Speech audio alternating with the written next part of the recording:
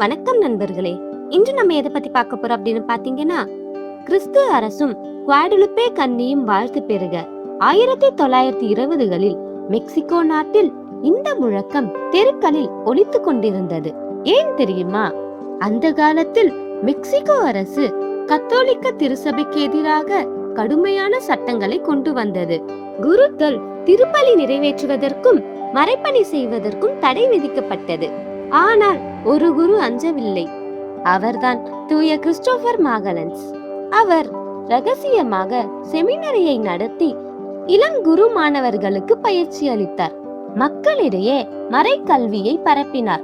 விசுவாசத்தை காப்பாற்ற தன் உயிரையே பணயம் வைத்தார். அதனால் அவர் கைது செய்யப்பட்டார். கிறிஸ்டேரோ இயக்கத்தை ஆதரித்ததாக குற்றம் சாட்டப்பட்டது. சிறையில் அடைக்கப்பட்டிருந்த போதும் அவர் மனம் தளரவில்லை.